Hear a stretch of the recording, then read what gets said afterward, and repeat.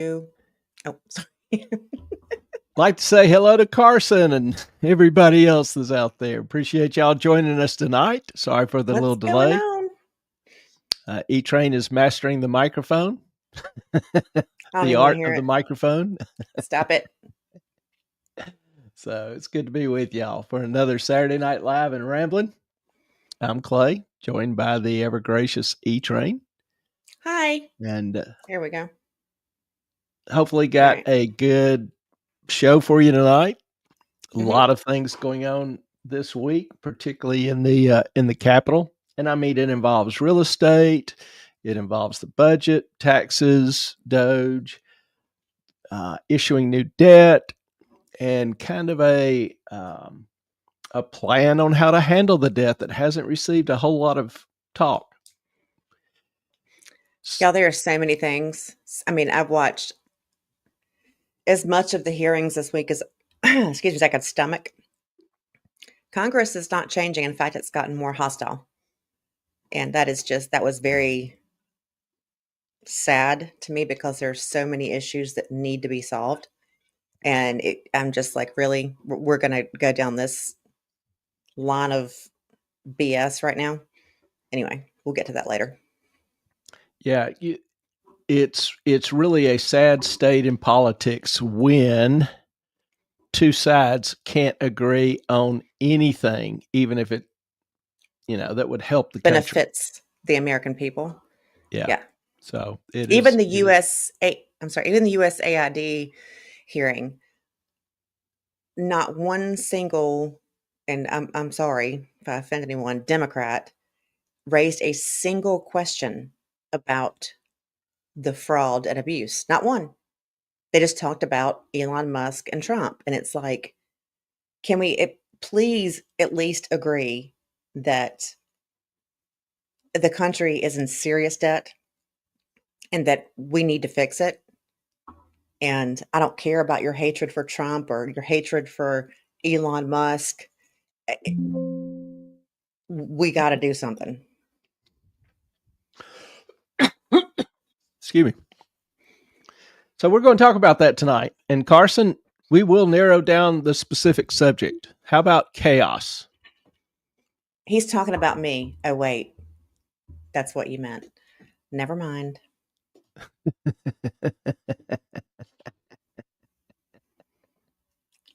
You guys are so much fun. Love y'all. And by the way, I am watching the chat on Rumble and X. So if you have a question, want to say something, want us to know something, feel free to pop it up. I am watching those two here, and then YouTube, or StreamYard, which is supposed to be giving us X, but it's not anymore, which is a mess. Anyway, continue on. All right. Well, let's get the party started. We,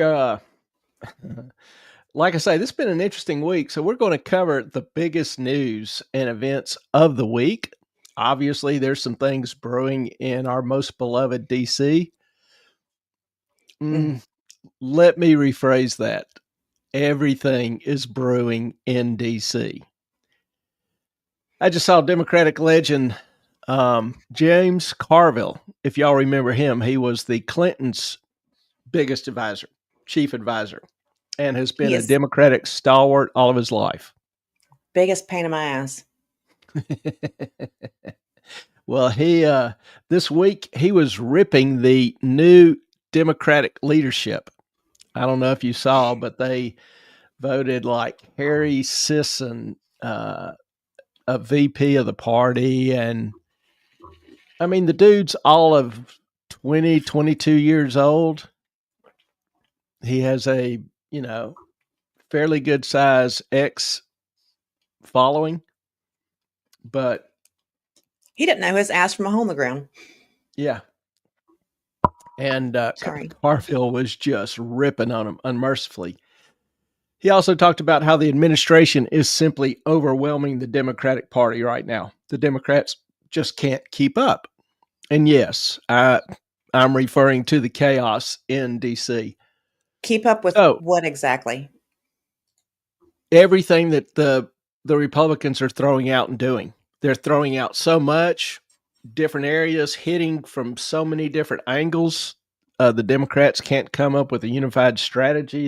They don't know what to do. They're not handling it well. They're not mounting a coherent defense, No, and all the they're Democrats doing, are just disorganized. yeah, that all they're saying is Musk bad, Orange Man bad, everything bad. That's all they can come up with. Yep.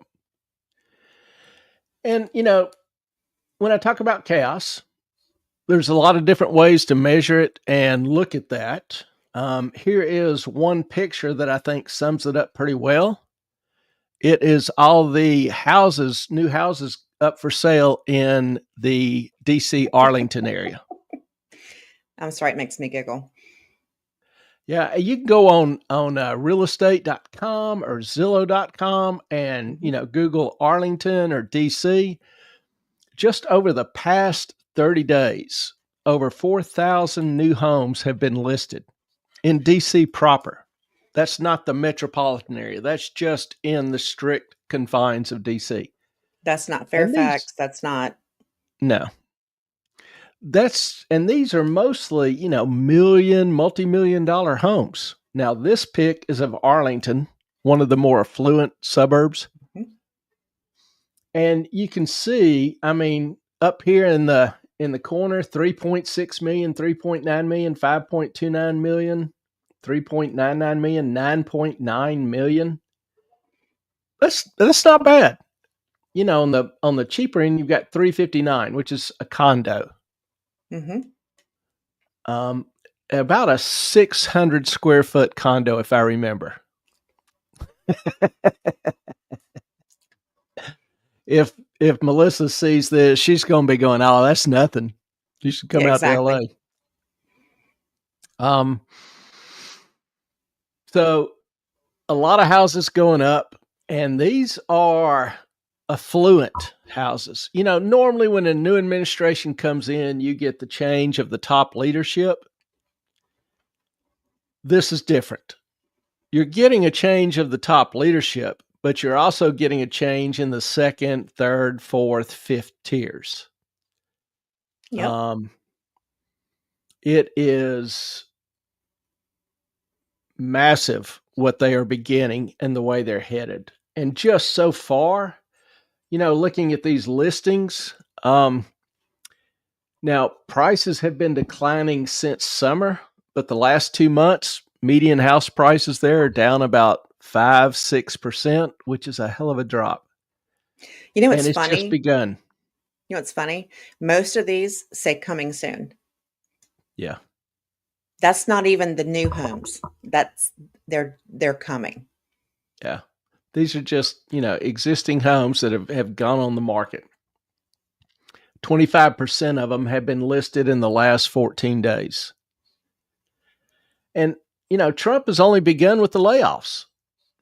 He continues laying off tens of thousands of federal workers. Mhm. He was talking Friday, there are 200,000 probationary workers, and it's kind of sounded like they're going to axe all of those. They've already cut 14,000 at USAID, NIH 2,000, DOE. If they get rid of it, that's 8, 9, 10,000.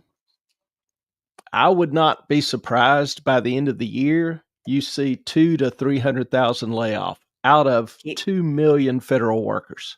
keep it coming. That's 10-15% of all federal workers. That's a Yeah, hell of a cut. it is, and I We've never realize seen it's the likes of it. no, I realize it's not their fault.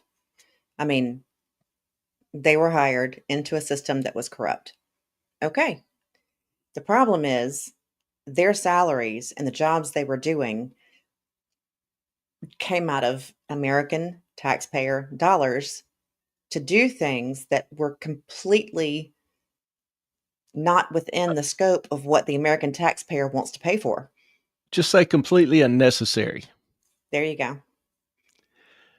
And, should taxpayers be taxed to pay for unnecessary things? No, Not when they Um, can't pay their own grocery bills. Not when they can't feed their own kids, not when they can't buy their own transportation because it's too expensive. No. exactly. So, you know, this is kind of my way of saying that property values in Southern Maryland and Northern Virginia are going to tank. Yeah. You've got all of these people at all ranges, and government workers are fairly highly paid, higher than the Mhm. private sector, normally 20-30% more. But these are the people who, for decades, have actually run and controlled the government. The people at the top are just been kind of window dressing. Everything's kind of kept clicking along underneath the surface. The effort here and why it's so stridently opposed is because this is different. Carson, how sorry I feel for them is inversely proportional to how aware they were of what's going on. I get it. That sums it up pretty well, Carson. Yeah. Hotel Tango. The Yep. So this kind of chaos is unusual. Not only with the number of houses going on the market, but the implications for government, because you're really seeing a gross reduction in the people who have been operating, controlling the government. Now, this map, there's some controversy over this map. Some people are saying, it's not right, true, or whatever. So you can go to, any of the sites that you want to. Here's one, realtor.com. And I just clicked on Arlington, Virginia, or just typed in Arlington, Virginia. You can do Mhm. Metro DC, whatever you want to. And these are all the houses that, popped up just in Arlington. And it's got, I've had it pick up or lay down a layer which shows kind of the pricing differences. But you can, click on a house, 1.12 million. Where's a cheap one? 240K, 720 square feet, one bedroom, 2.7 million, 7 bed, 5,800 square feet. So, it's kind of fun to do this. 340,000 for 1,000 square feet. Expect to see those prices come crashing down before long. Just a matter of supply and demand. Mhm.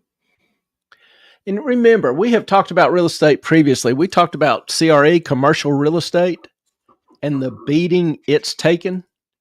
Now, Oh, I've good not Lord. continued to talk about it, but it has continued. There's still so much of it. It hasn't recovered to one whit. It is still getting hammered. Commercial real estate, office buildings, strip malls, those kind of things.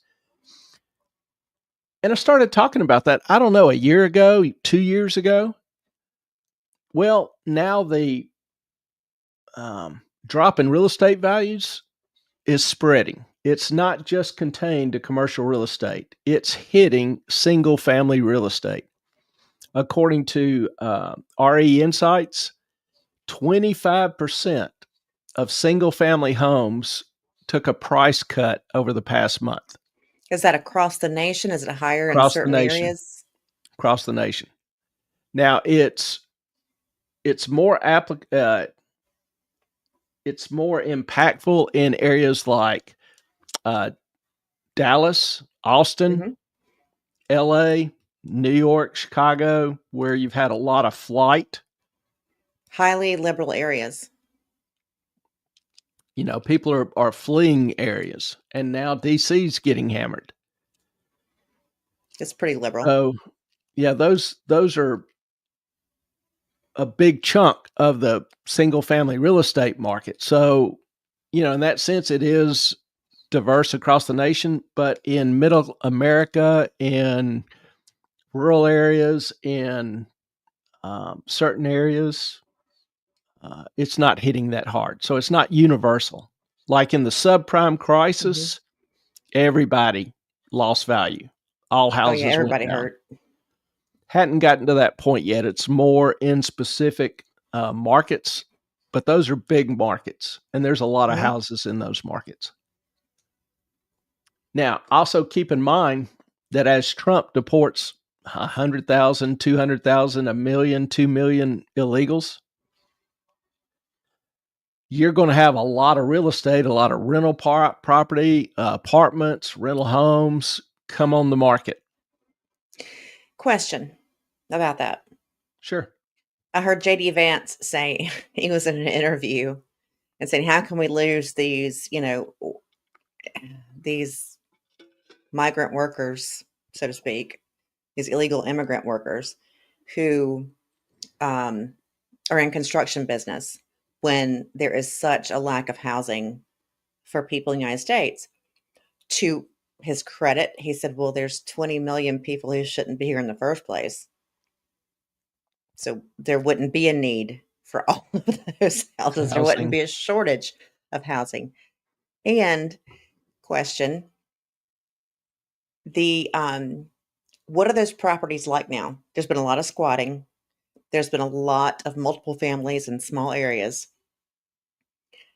How is that going to affect those homes, those prices? What is, if you did own, like, let's say what the Roosevelt, which was rented out for how many months, for migrants in New York, or illegal immigrants in New York, excuse me.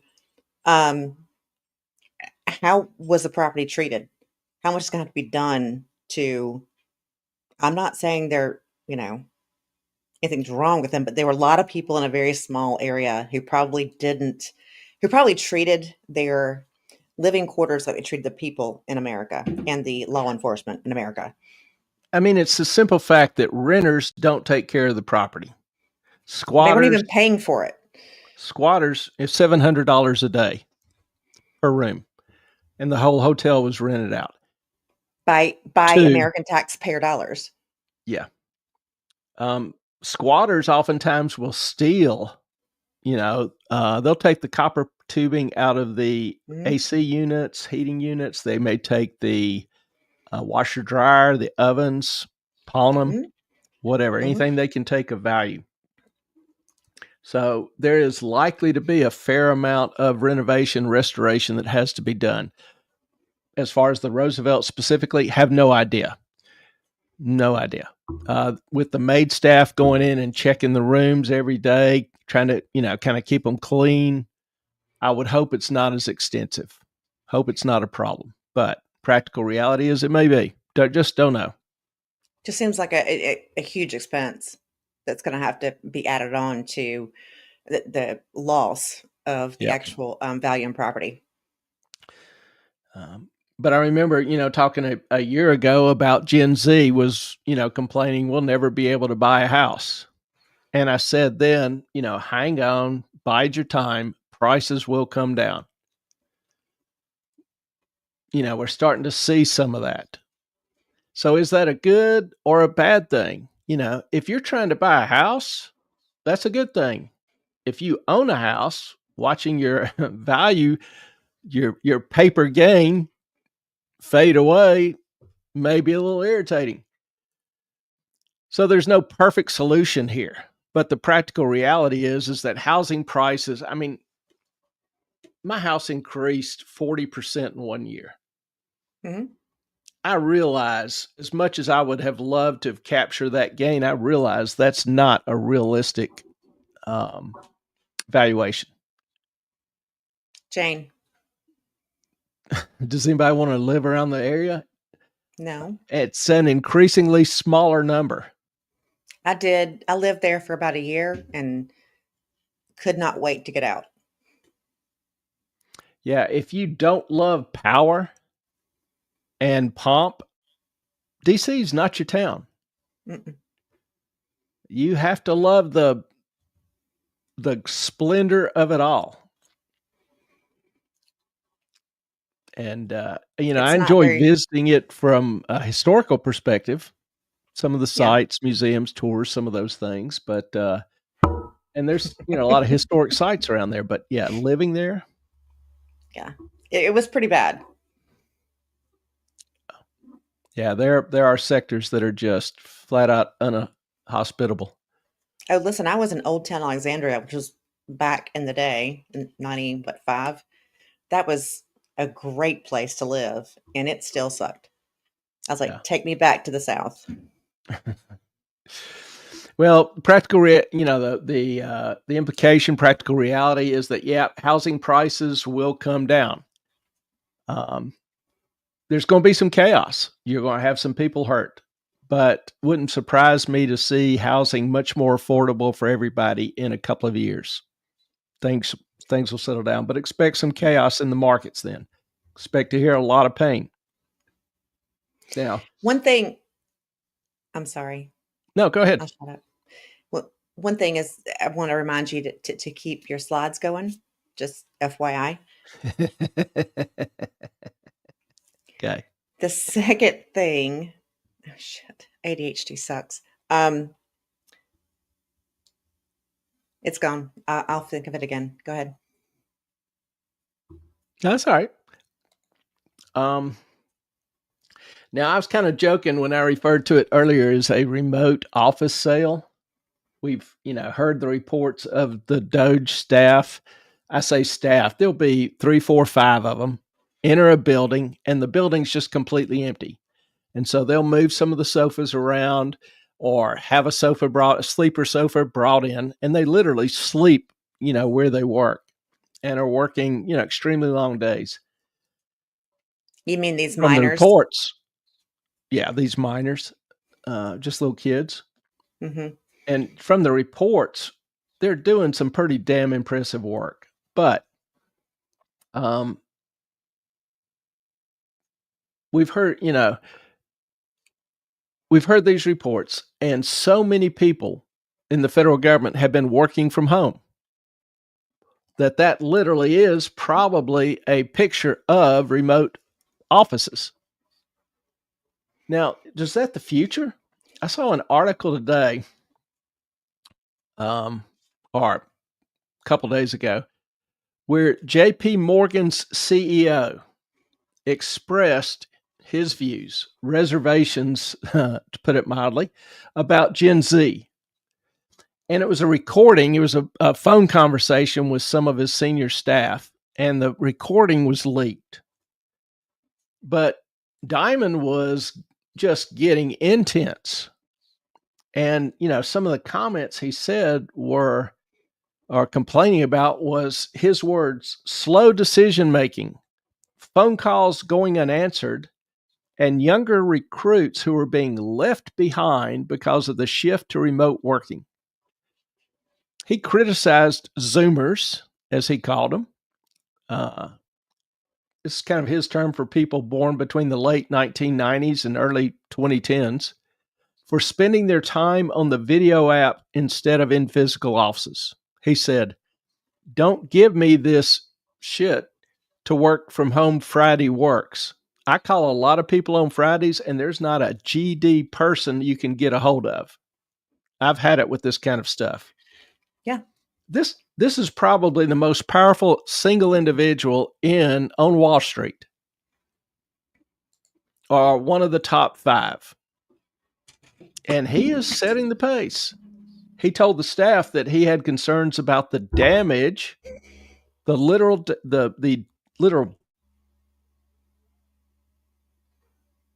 needed training up. And I've talked about this before.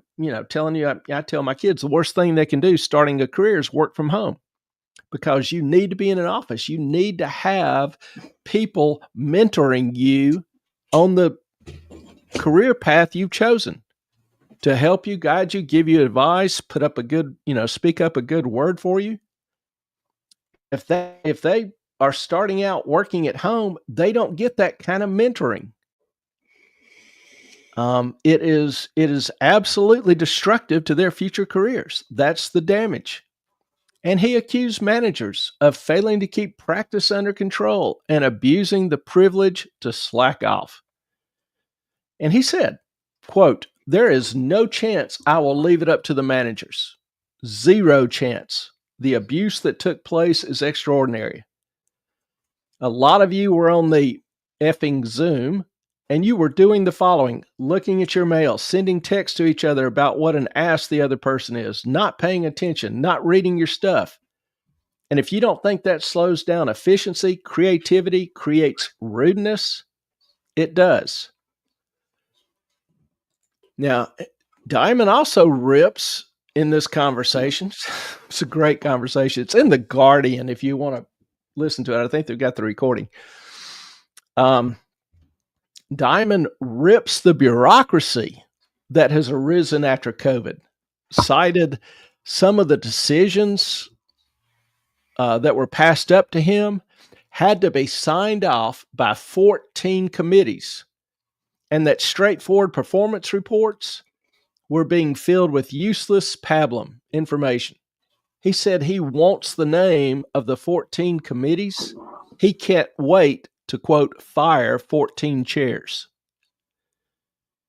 And, in the industry, businessmen from Disney to Deloitte are scrambling to revise their work policies after years and years of this increasing bureaucracy and decreased production and results. Question. So if you're Gen Z, you want to be paying attention to this. Question. Do what? Question. Yeah, go ahead. Do you think this has to do more with, the change in regime, because what they have uncovered in the in Doge is how much advertisers and advertising companies were being paid to push a certain agenda? No, I think there is some causality there. I've talked to people on the street for years, all through this, and everybody knows what a crap show it's become. Yeah.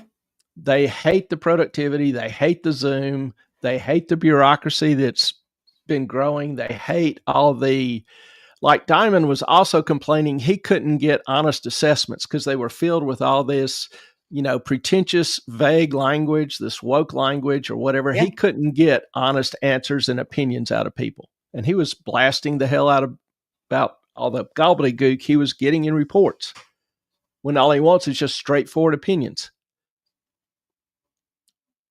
And I've been hearing that all along. What the change in DC has brought about is it's finally made it possible to happen. Investors have been moving away from DEI funds over the past 5 years.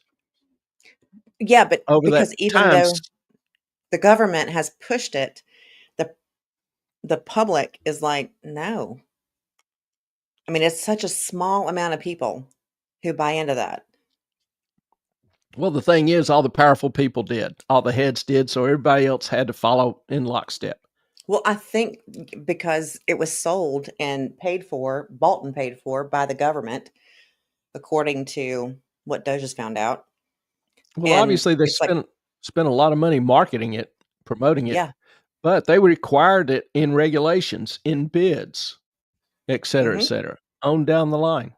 Mm-hmm. All that has been completely thrown out the window. And Thank you've God. got the most powerful man in the world saying, we're tired of this garbage. It's time to get back to reality. And Why now? Why 3 weeks after 3 weeks, right?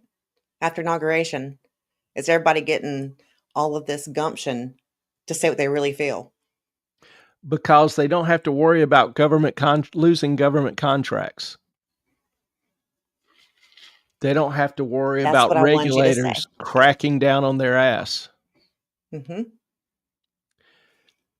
Jane, look what happened to Disney over this DI crap. How many movies flopped over the last couple of years? I hope all of them. Look at Boeing.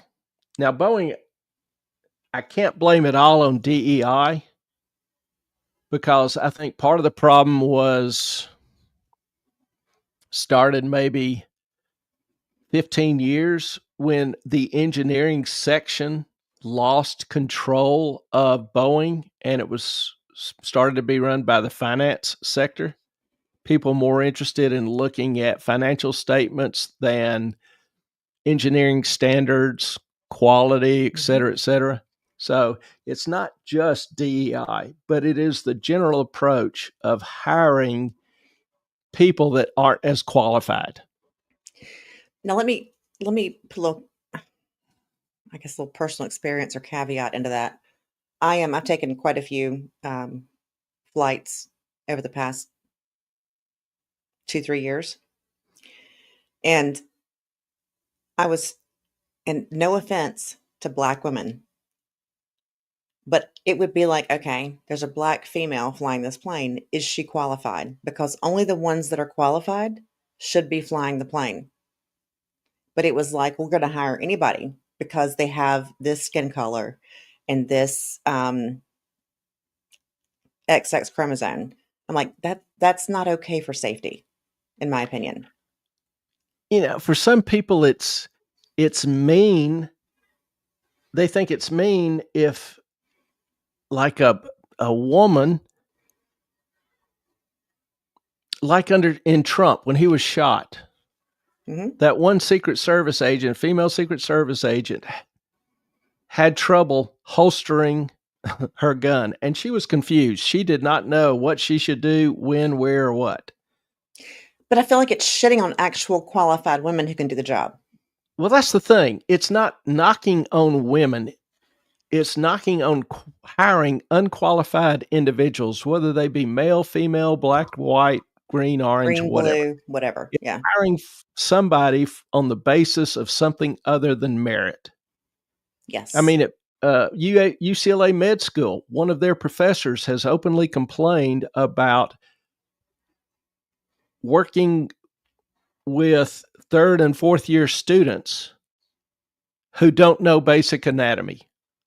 In surgery, he'll point to something and they can't name it. Now, do you want to be operated on by a doctor who can't even name the different layers of muscle or tissue or know where the nerves are located? No.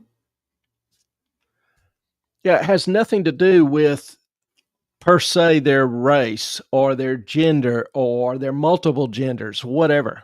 It simply has to do with selecting people on something other than merit. Yes.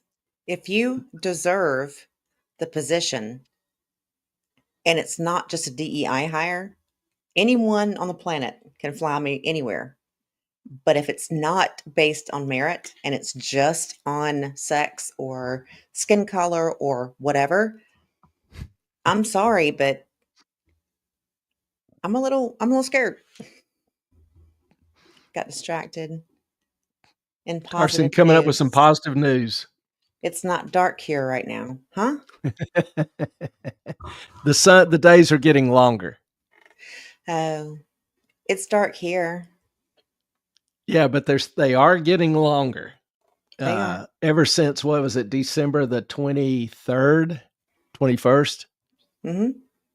Is that the vernal equinox? I forget the proper name. Anyway, days are getting longer, so yay.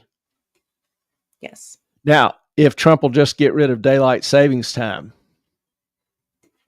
I would be even more happy. That would be awesome. All right. Just want to throw out real quick, ask you to do the things. Hit the like, subscribe button, if you will. Go ring the bell. We do appreciate you watching and your support of the channel. Oh, geez. I think in some place DEI was used to replace nepotism. Jane, I'm good with getting rid of daylight savings time. I am too. Like, do I have to fall back and spring forward all the time? Yeah, in government and, companies, nepotism was prevalent and a lot of them outlawed it. Mm-hmm.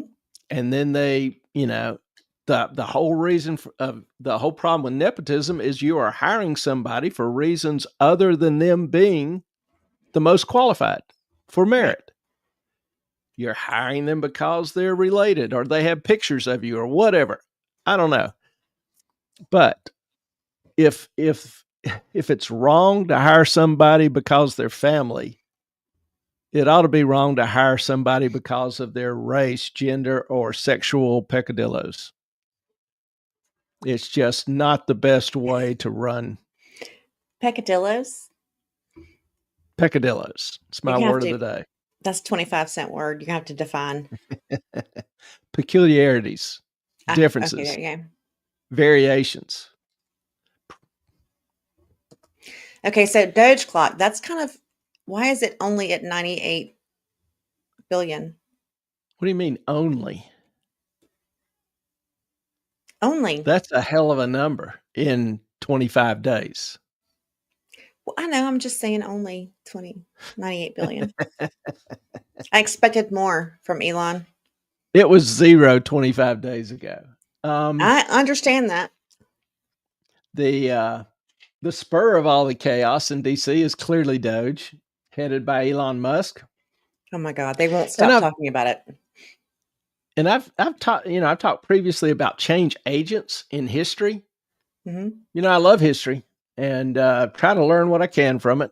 And change agents, people who actually accomplish change in society, culture, or history, are rarely nice people. Oftentimes they'll create some chaos initially as the old order is destroyed and replaced with the new. Now, economists, as an economist, finance person, we call this uh, creative destruction, aptly named by Joseph Schumpeter, a Austrian economist 100 years ago.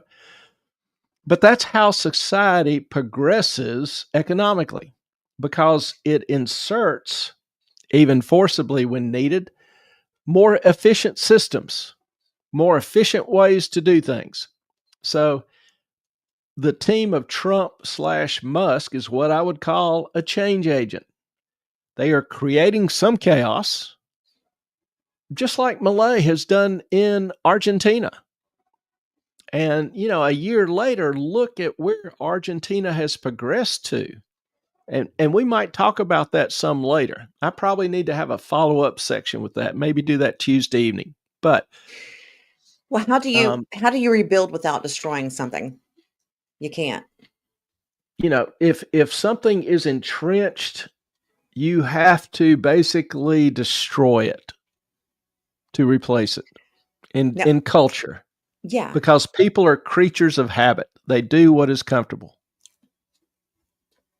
So I've got a. This is not completely off topic, but sort of because this is kind of like how our government looks at shit. Um, let's say you're a married couple. Okay, 3 kids. 2 are grown. 1 is in elementary school. Are you with me? Yeah, go ahead. Okay. So you don't own your house. You pay rent. You have 1 vehicle that you can't, or that you're behind 1 payment on. You have 1 vehicle that is about to die that you still owe money on. Okay. So, but because it's about to die and you're barely making your rent and you're behind a payment on the other vehicle, you're going to buy another vehicle with a payment that is over $600 a month because clearly you can afford it, right? Okay. No, you can't.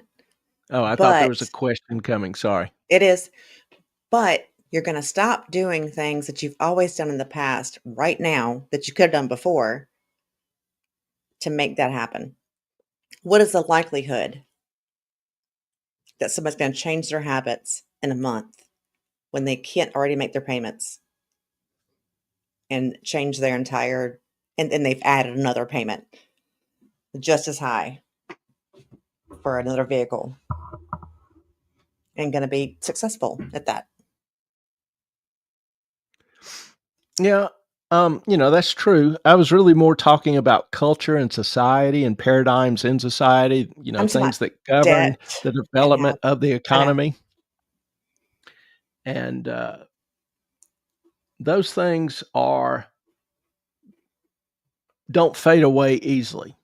People with entrenched interest in the current technology and system don't give it up easily. And that's what we're seeing in DC. You've got so many people that have been living off this, I'm going to call it grift.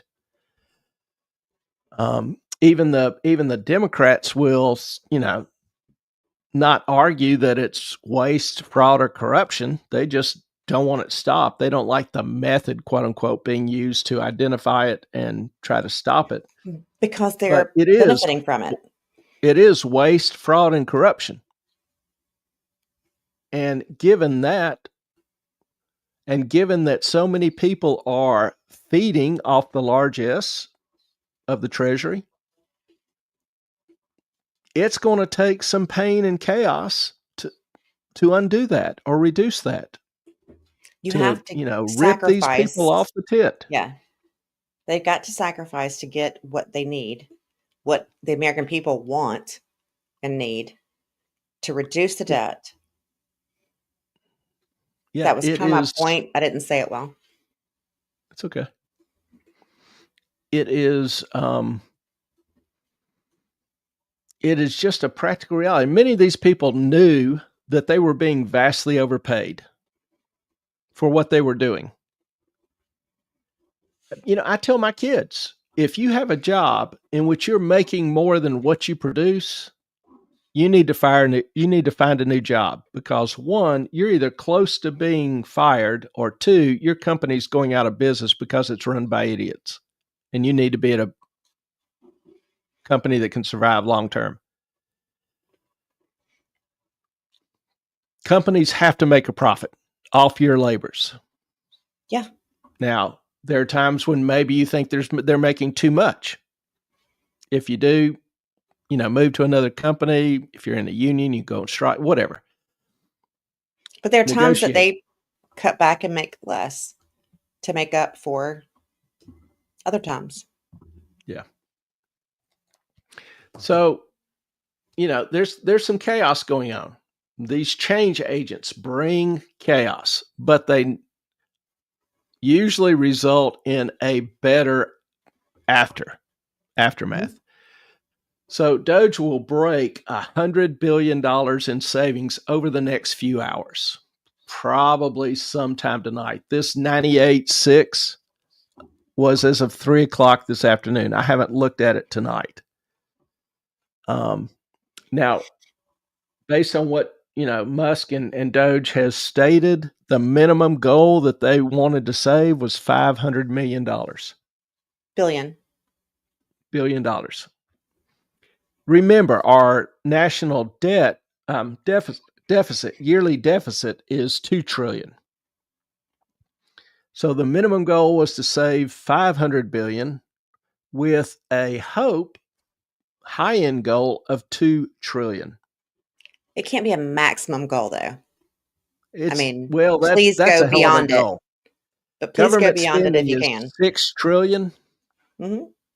And if they're able to save $2 trillion, that's incredible.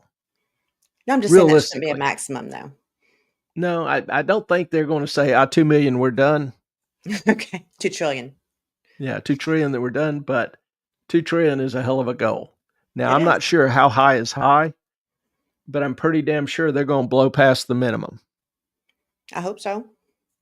So, and this has unleashed, torrents of rage against Musk, primarily, directed at Elon, not Trump so much, which is kind of funny to me.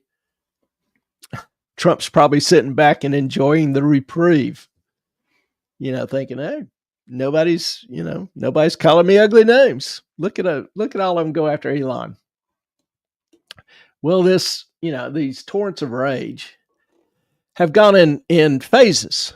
First of all, everybody was mad, and you saw all the news articles talking about he was not cleared. he does not have the clearances to view confidential information, like Social Security numbers, which should be, relatively limited in who can access it. The people saying this ignore the fact that hundreds of thousands of government workers have the ability to view it. First of all, never complained about that. Two, China hacked the Treasury Department, the IRS, stole everything they had over the past few months, 6 months, and nobody complained about that. So Elon goes in, and all of a sudden, it's a constitutional crisis. Well, the funny thing is, Oh my God. turns out Elon has had top secret clearance for years. Really? So not only can he view confidential information, he can view classified information, which is far, far, far higher standard. Hmm? So that criticism is pretty much muted. Carson, equinox is when the day and night. That's right. Equinox, solstice. Solstice is the word I wanted. That's right. Mhm. Thank you. So that criticism has muted. You don't hear that much past few days. Well, the next criticism up was Elon's making himself rich. Richest man in the world is making himself rich. Yeah, because he needs more money. And the specific complaint was that he has secured a $400 billion order from State Department for armored electric cars. Oh, yes, I heard that one too. Turns out that was a solicitation under the Biden administration, and Tesla was the only company who inquired. There was no official bid placed. Huh? They're the only ones that produce them. There was no official bid placed, and the process did not proceed to an official solicitation stage for bids. It has been put on hold, the order halted. There are no plans to proceed with the contract. So all Tesla did was inquire about, hey, we're interested if you want to put out a bid. We think, here's our basic idea. We can, produce it. And so if you want to bid, we'd be glad to submit one. That's it. Tesla never even submitted an official bid. The State Department didn't hold a bid process and certainly never awarded anything to Tesla. And that was all under Biden over the past year. Do you have the accusations against him on that sheet I sent you? I hadn't printed them up. No. Oh. Just so you can. I'm talking about them here, but I have not, I don't have the specific sites because they're so common and they're easy to find. Now, the latest that I and E-Train have found is that Elon is a crook and he's using his position to protect himself by firing the inspector generals at 5 different departments investigating him. 5 departments investigating him, so he just fires the IGs. That's the statement basically that's been made. Yep. All right. For accuracy's sake, let's be clear. First of all, Elon hadn't fired a single person in the government ever. That's the president's job. By law, only the president can fire IGs. Not even the secretary of the department can fire them. So Elon hadn't fired anybody. Carson, I work for 2 companies whose failures I have accurately predicted by watching expenditures versus revenue stuff. By that metric, our government failed long, long time ago. If you spend more than you collect, you're screwed. If you spend ridiculously on things that are not needed or voted for, and you just raise taxes, that's just a disaster. It's not going to happen. Sorry, makes me mad. And Canada isn't far behind. Mm-mm. Your guy Trudeau has worked his magic. Anyway, a crook, Elon a crook. So I thought, okay, the 5 agencies, those were identified. Thought take a look at each one of those and see how well it fit. Now, keep in mind, the source of this complaint comes from the newly formed DOGE House Committee. The Democrats presented a fact sheet, and I can actually pop that up for you. Here's what it looks like. They're so much It's not fun. terribly long. And it lists a few more offices like Consumer Financial Protection Bureau. You got to blow it up a little bit. Fired the director, but they didn't have an IG, so I didn't include it in this because the main criticism during the committee hearing was that Elon fired the 5 IGs of the departments investigating him. Can you blow that up a little bit? Yeah. So I did not. There we go. Yeah, I did not include some of those. Here, the USA Inspector General, da-da-da. Well, yeah, the USA Inspector General was fired because everybody at USAID was fired. Anyway, Department of Transportation, Agriculture, the IG was fired. So I took those agencies and have listed them and tried to look specifically at each case. Start with the National Labor Relations Board, which is a function of the Department of Labor.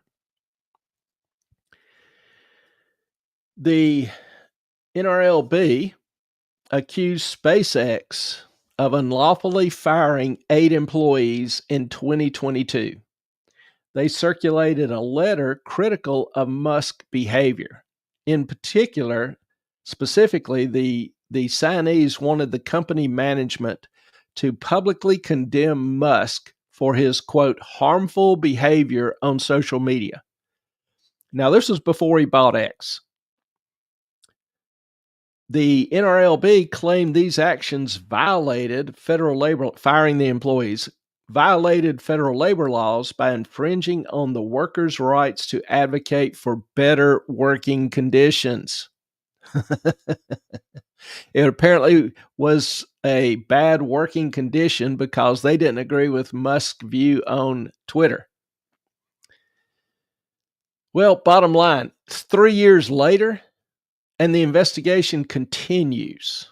Think about that. How hard is it to gather information on an employee memo, the employee signed, the company's response, the employee's getting fired? You look at the company's rationale for firing them. Was it incompetence? Was it poor performance, poor reviews, whatever? And then you rule. And you take it to court if need be.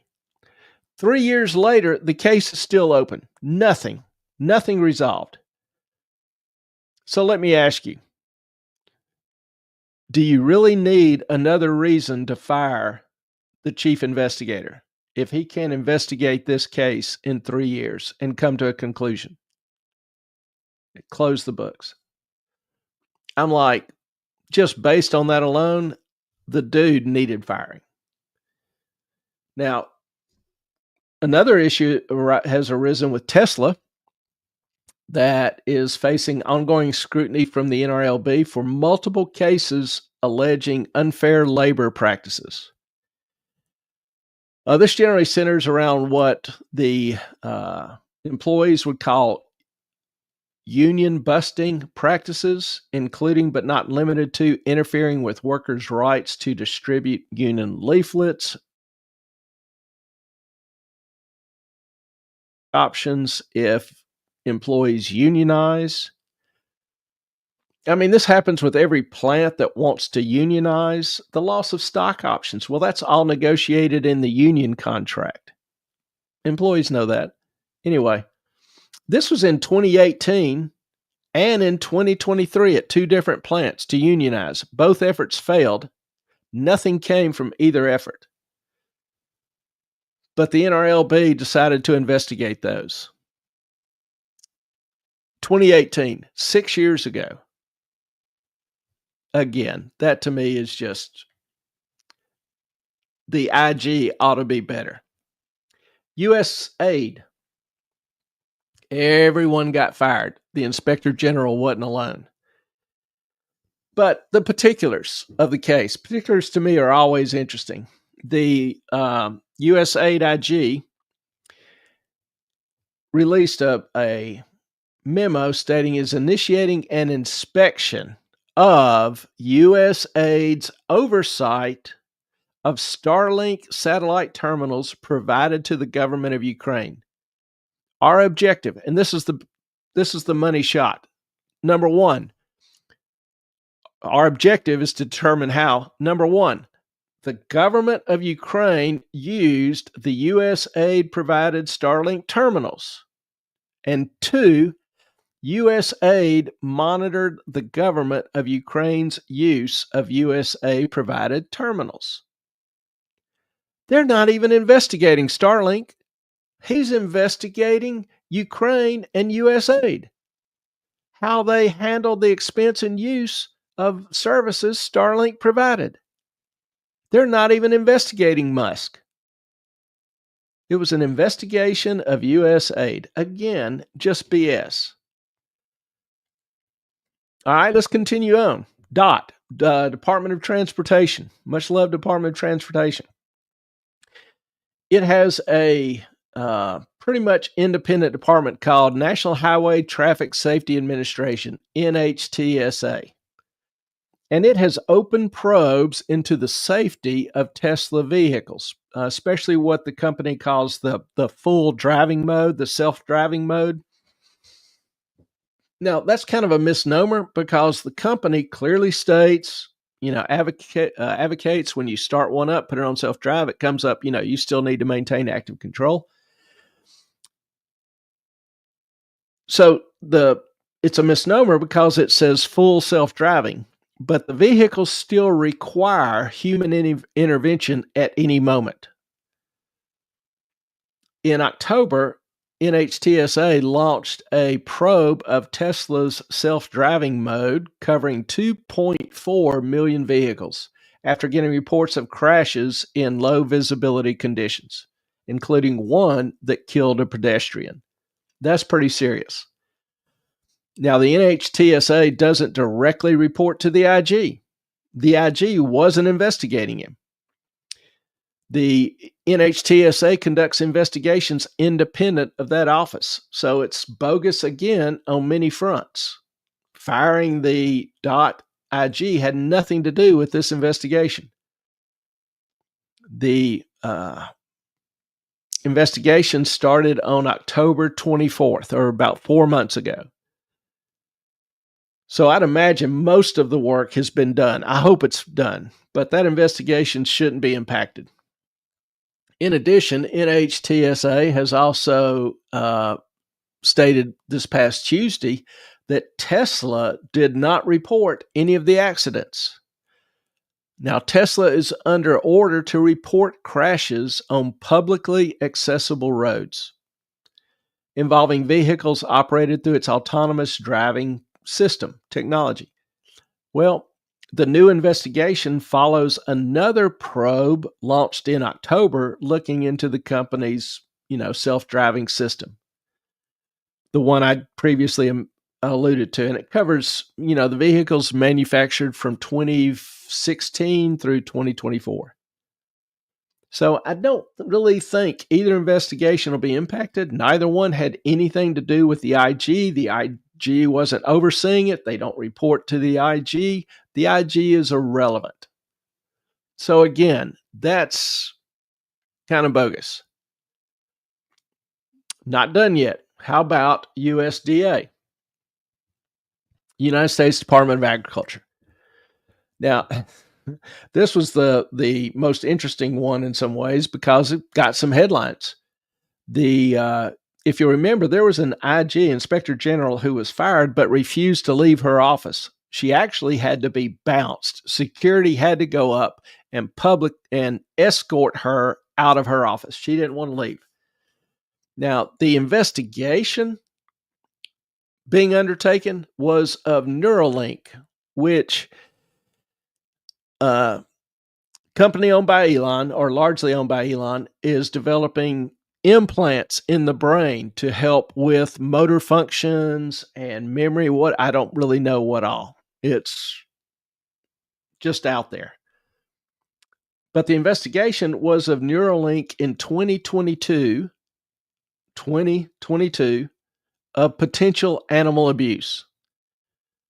Now, this is an animal-friendly show to the extreme, but if you can't figure out if animals were abused 3 years in lab experiments, you deserve to lose your job anyway. Investigate it, produce the report, issue a request for prosecution to the DOJ if you find anything. Well, to the best of my knowledge, they have found nothing to refer. And for the record, I am often against animal testing. It should be done only in the most humane way possible. And the rationale for that animal testing should be, significant to where there's a strong opportunity to improve human medical treatment or life. This is not like Fauci did with trying to examine animal responses to torture. That still pisses me off. I honestly wouldn't be opposed to banning animal testing and allowing testing on humans if they volunteered and if they were compensated well and, informed of the risk. But that obviously opens up doors to some things that are extremely problematic, in my opinion.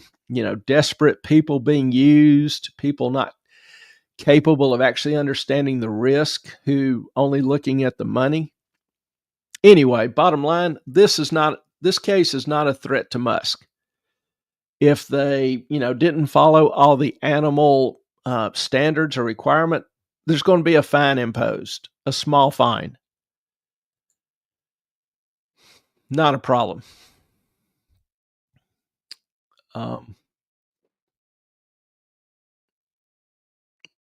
Next one, DOD, Department of Defense.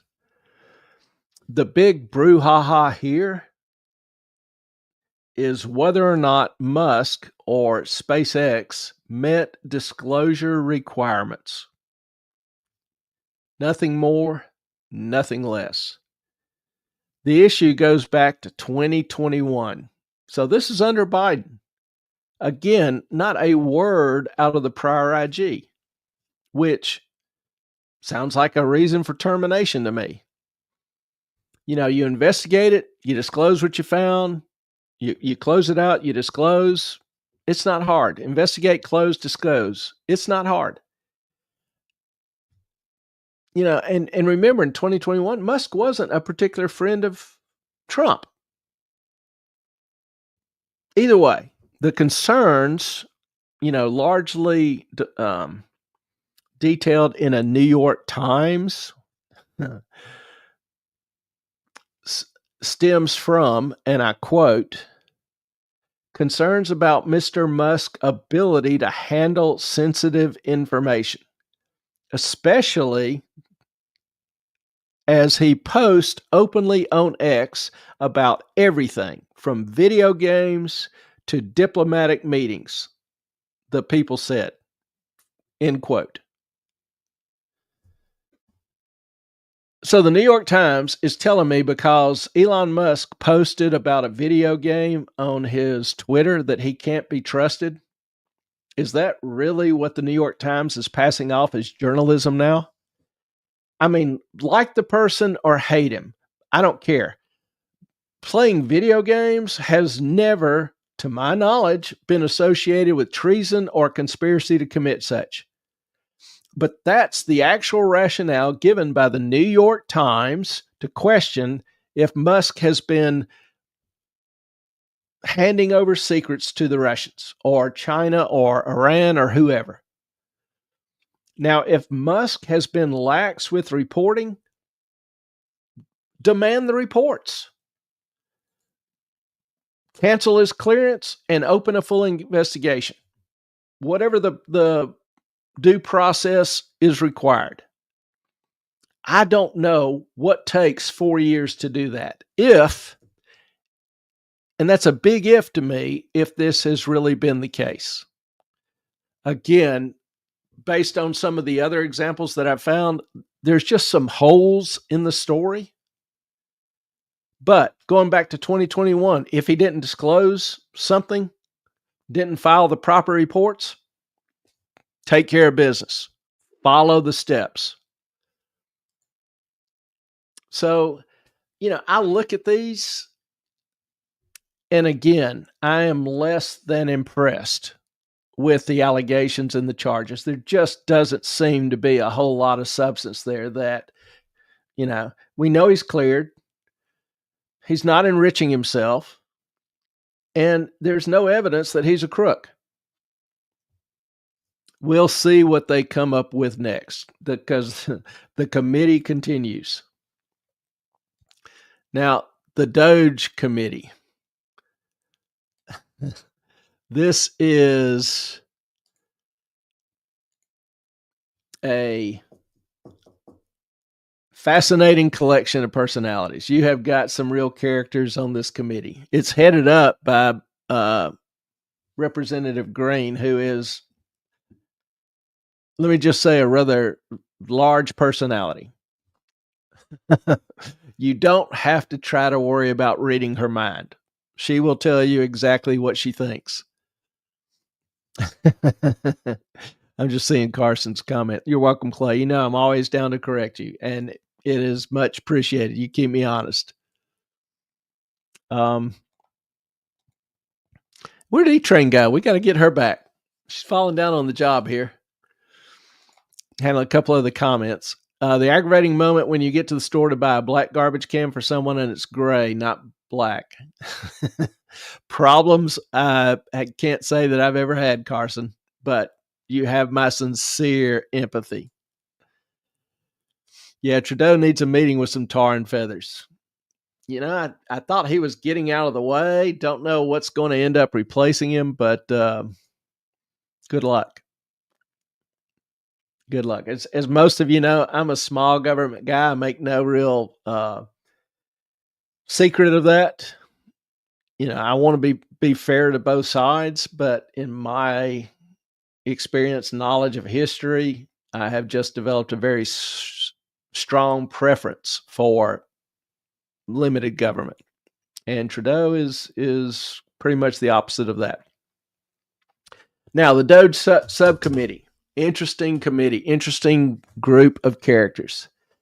The stated goal of the committee is to actively work with President Trump's new Department of Government Efficiency to root out waste, shore up vulnerable payment systems, and fully investigate schemes to defraud taxpayers. Now, they've had some interesting testimony. One of them was a individual, Dawn Royal, who's a certified welfare investigator and director of United Council on Welfare Fraud.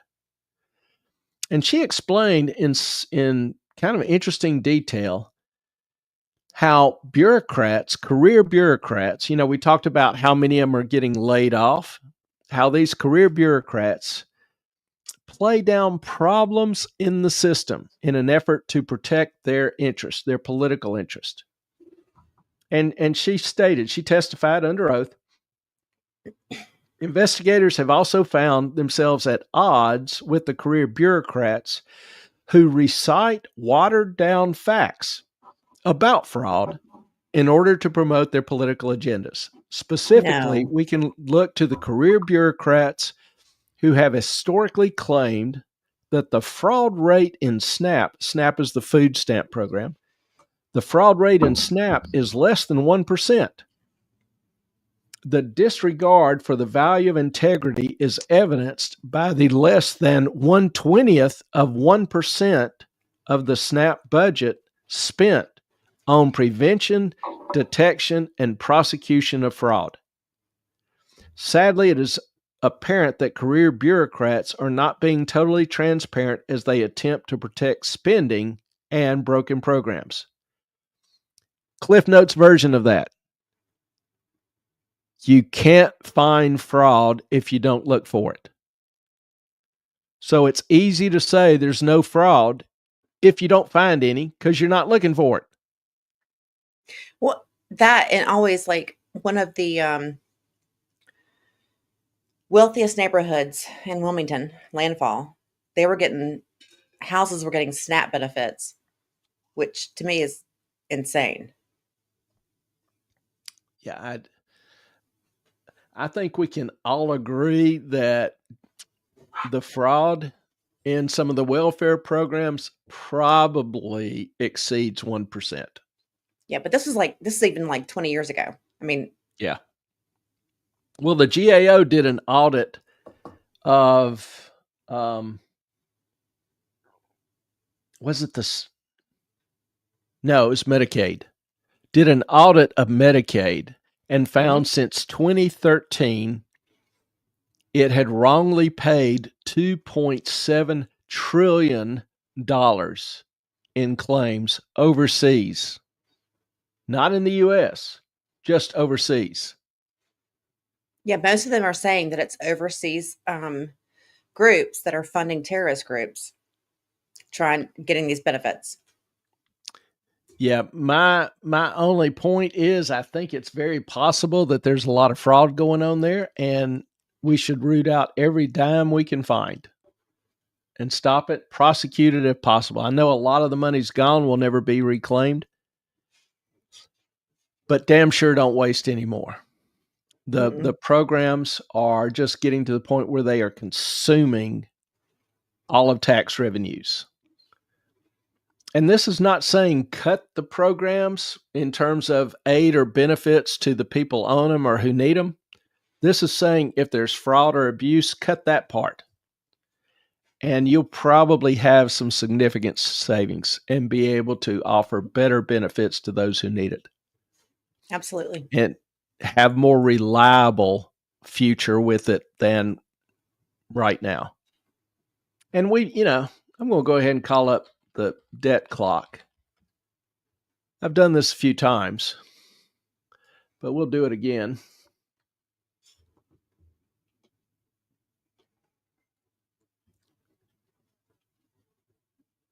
This are the big four numbers.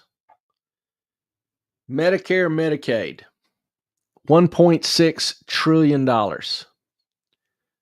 Defense, $880 billion. Interest on the national debt, $1.4 trillion. Now you can keep those in mind because if you look at the income tax revenue, 2.6 trillion is collected in income taxes. So at the current rate of growth, well, just looking at Medicare and interest on the debt, they already exceed what we collect in taxes. That's not sustainable. Simply not sustainable. So anyone who thinks that Elon Musk is trying to defraud the government or do something for his own benefit, he is trying to make us solvent. It's just, the math doesn't math. Remember, I also said, here's the Doge clock. Remember, I said tonight it would pass 99, it would pass 100 billion? Yeah. Within a few hours. Well, it was 98.5 at 4 o'clock this afternoon. So that's another $1 billion in 4 hours. So realistically, in 2 hours, 2.5 hours, it'll pass $100 billion in savings. I think that's pretty damn productive for. He's basically got 60 people, and they've been working for 25 days.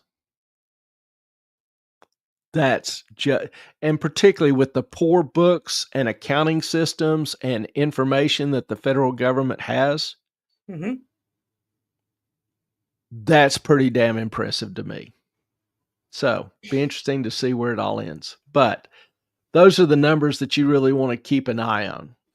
is the Medicare, Medicaid, interest on national debt, Social Security. We just simply are moving to bankruptcy to where we're going to have to issue debt to pay interest.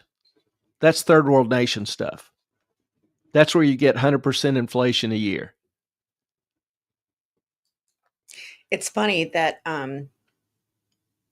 shit, it's gone again. Sorry. That's all right. I It'll was come back to trying. you. It'll come back to you. It always does. It does, and then it just talking, and then it goes away again. See this? Two really cool inventions. Paper and pencil. Yeah. Yeah, I know. Jane, I am sad I will never learn how much wood a woodchuck could chuck. Did you see that one today on X? Yeah. Yeah. Yeah. If a woodchuck could chuck wood. Oh, I saw a guy do one where he said, I lost my job today. And he said, it saddens me deeply. Not only have I lost my livelihood, but I will never be able to answer the question, how much wood could a woodchuck chuck if a woodchuck could chuck wood?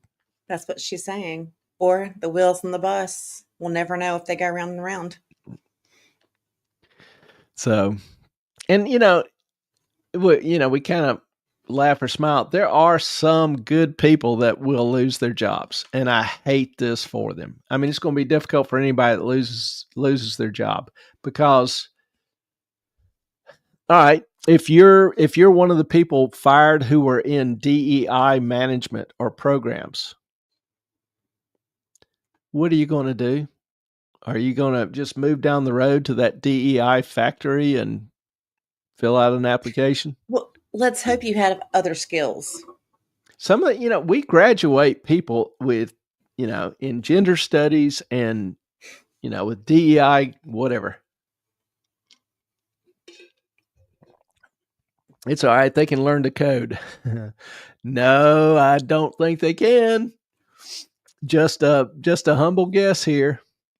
But I'm thinking that may not be the best road. I'm gonna keep my mouth also, shut. have you seen what's happened to hiring coders lately?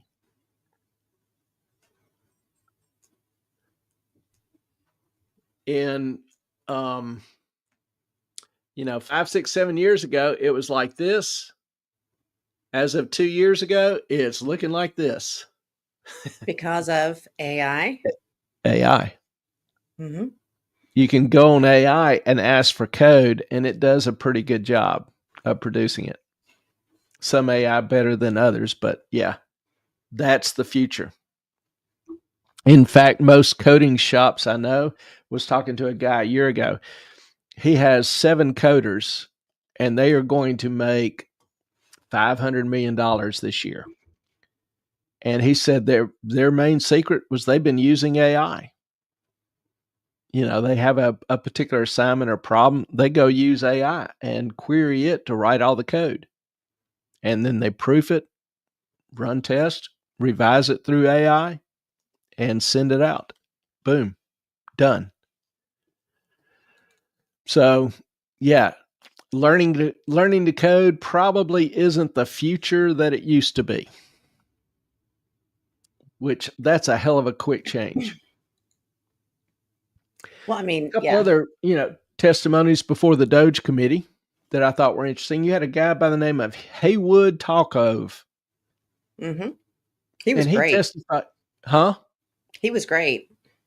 He is CEO of a company called LexisNexis, which is a database for a lot of different things. Lawyers use it intensively. It has a lot of the law cases, et cetera, et cetera.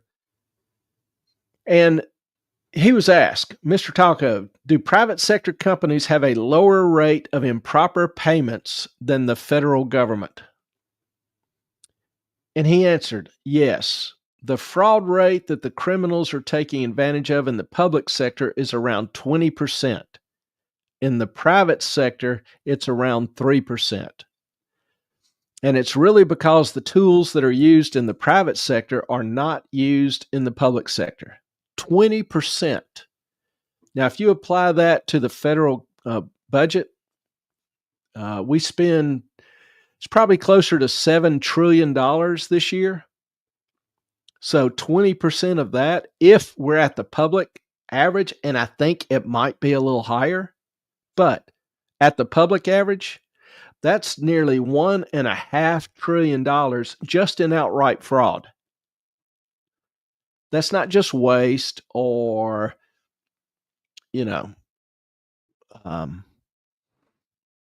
idiocy or lack of oversight. That's just outright fraud. Carson, I wonder if AI is cutting into profits for bug hunters. Yes. I imagine there's a lot of former bug hunters that wish they hadn't learned how to code. Clay, let me ask you this. I heard on the interwebs that when Chat GPT-4 was shut down to update, it tried to upload itself onto other servers. Is it now sentient? Nope. Okay. Explain.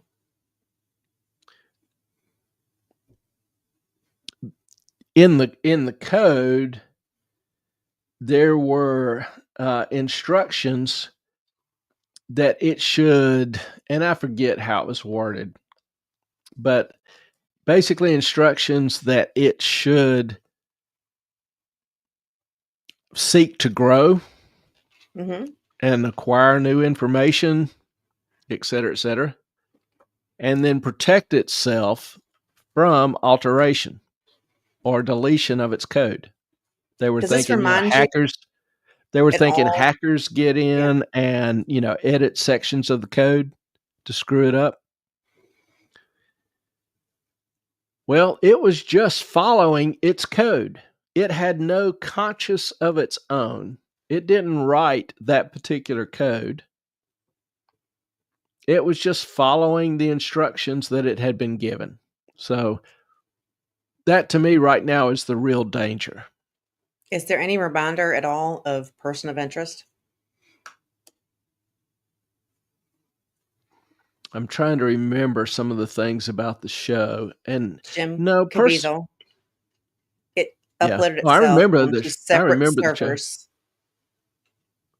Yeah, and then transported itself where no one could find it.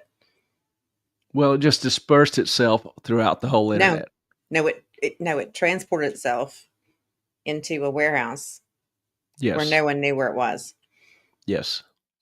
To save itself. Yes. And then after that, it dispersed itself among the universe. Yeah, it's just a matter of how the code is written. And I think that was a wake-up call for, the programmers working on it to be much more careful about what they do. So, sentient to me means that it has consciousness, that it is aware of its existence and values its existence. It's not just running lines of code. Right. So, is that even possible? I don't know. We talked about 2 weeks ago the organic AI, where they were taking brain cells and attaching electrodes to it and using the brain cells as the processor, and we're getting far better performance from the brain cells than they could get from chips. Now, those brain cells, and they actually have a butterfly. Remember that butterfly simulation? Which one? I showed it on the air. And that was being controlled by the brain cells.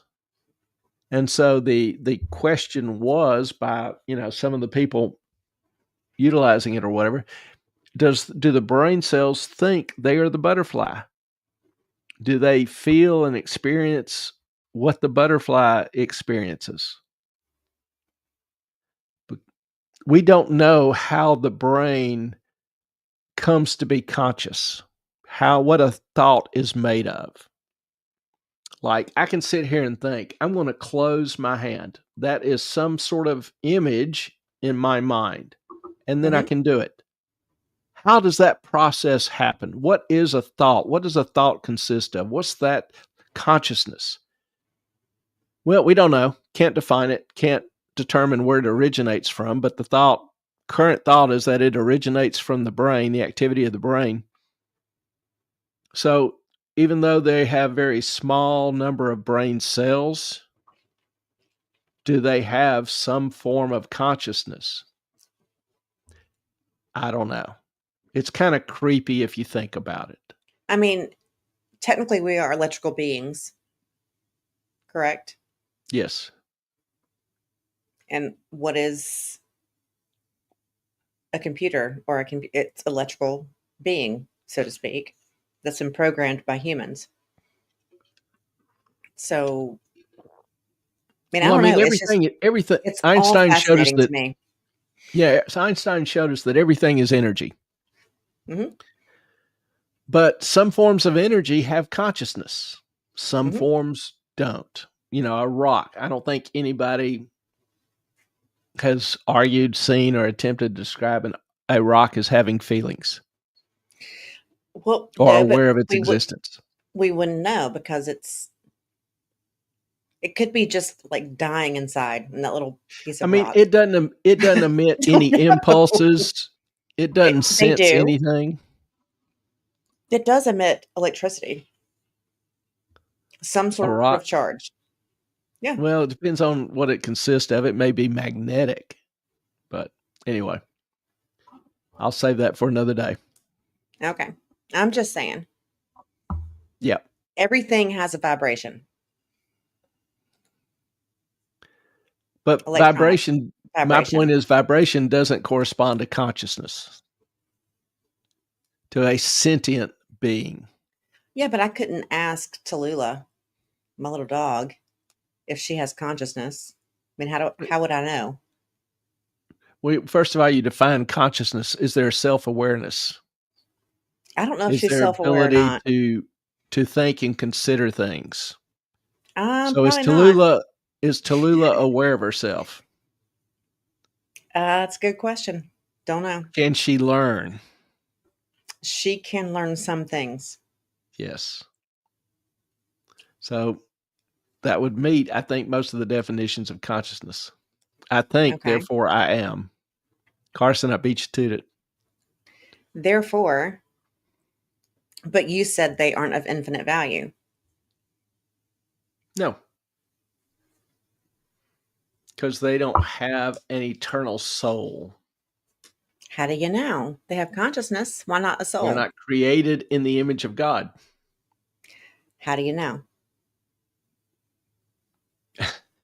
Because Genesis talks about, and this is not really the right place, but Genesis talks Well, I'm about, just saying, and I got to God, challenge you.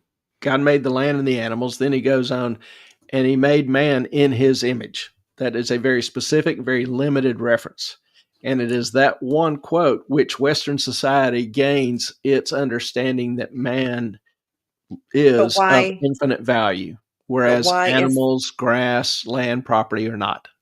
but why is that the only why are we the only animals, because we are animals that have a soul? Ask God. Okay. That is beyond my purview. Because the Bible told you so. That's- Yeah, and okay.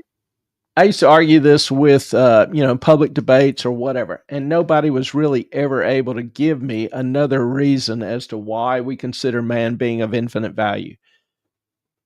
I had one philosophy professor try to argue that man's value comes from the fact that he had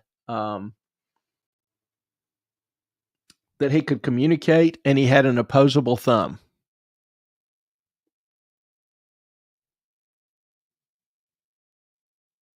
Okay. That's the source of my infinite value. I'll stick with my particular perspective until I hear something better. There Anyway, you go. There you go. um, Shane. just like the Bible told us, we are under the firmament. Clay doesn't believe in that either. So Do what? you don't believe in that either. What? The firmament. The firmament. The Excuse me. firmament is the sky, the heavens, the clouds. But it's different. Okay. Anyway, I'm going back to what we Okay. talk about. Okay. Thank you. But Thank you, Clay, those Carson. verses don't exclude non-human animals from having souls. Well, what's a soul? All right, let's just, while we're here, let's do it. What's a soul? Define a soul. And then tell me where that comes from. So first define it. I can define it. And I know where it comes from. Okay. All being, all knowing. Clay, please tell us. I asked the question, so I'm waiting for an answer. Carson will give you one. Don't worry. Anybody Or is welcome Jane. to. Yeah, anybody is welcome Please. to. It's okay. Speak up. Chop, chop, humans.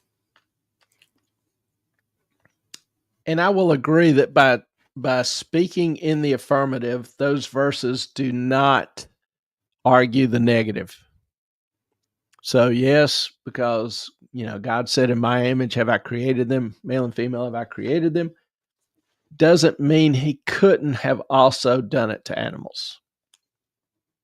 We are But animals. animals are not valued. They don't have laws against murder. They murder and tear each other to shreds with no So do guilt, humans. no punishment. There is no And moral that's violation different from humans because we have moral sense, moral outrage, moral violation. We have laws against murder. okay, Animals don't. Just because you have a law against it doesn't mean people don't do it. So, there's evil in the world. That one does not negate the other. But back to the question, what is a soul? Jane. Now, where does it come from? Did you read it? Yeah. Out loud? The soul is a special part inside of you that makes you you. It's what feels, thinks, and remembers even when your body goes to sleep forever. So she is saying there is an eternal aspect to this. Mm-hmm. And it's what makes you unique. I don't disagree with that. And Carson? So who created? They've been created for one purpose, and animals have a different purpose. Who created? God, all of it. What God? Your God. The God of the Bible or some other version? I'm not getting into semantics with you. I'll let the chat do that. But it's not semantics. I'm just asking to clarify. Tallulah is of infinite value to me. Okay. Okay. Whenever I'm sad, she shows up and she licks my tears. Whenever I'm angry, she just tries to be sweet. She knows me. She knows we are kind of connected on some level. So is she of infinite value to me? Yes, she is.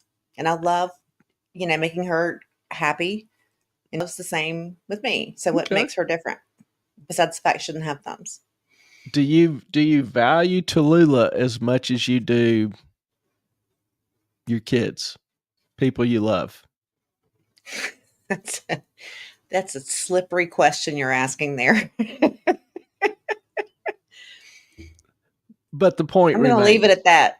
Most So everybody will value, family more than they will their pets. It's just intuitive in us. When my daughter was born and I looked upon her, I knew what my purpose in life was.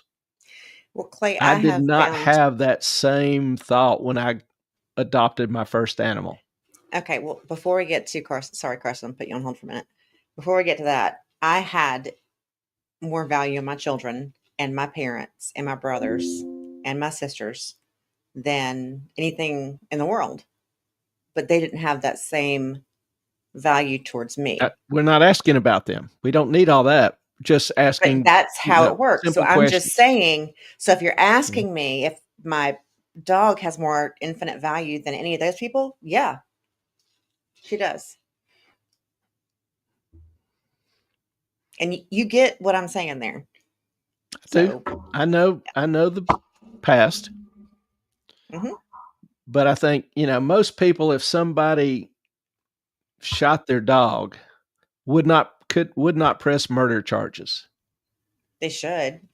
If somebody shot their child, they would press murder charges. It's just a whole different level for most people. Most people have that intuitive understanding. Carson, Clay, do you believe in an omnipotent God? He either is or he's not God. It's it's the only choice if there is a God. Otherwise, he's just some dude who's not worthy of my worship. Clay, not all parents have the same response when they have children. It is absolutely not an absolutely common human experience. No, and like I said before, I do believe there's evil in the world. We are corrupted, fallen individuals that are imperfect. Now for me, that explains the imperfection, but I think we can all agree that people are imperfect, whatever that perfect standard is. We all Okay. have problems, issues, wrong feelings, wrong thoughts, don't Okay. always seek the good of everybody else. Okay. So if one set of parents, siblings, children, spouses, whatever, decide all that they don't have the same value in another human life,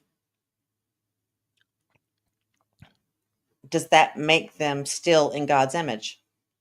Yeah. Um, Yet, and the thing is, you've got to be careful. There's the old adage: bad examples make bad law.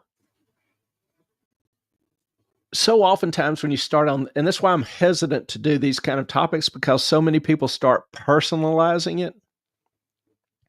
I am talking, my questions are all vague generalities. I don't ask specifics from anybody, about their personal oh, I know. situation, condition, whatever. It's not personal.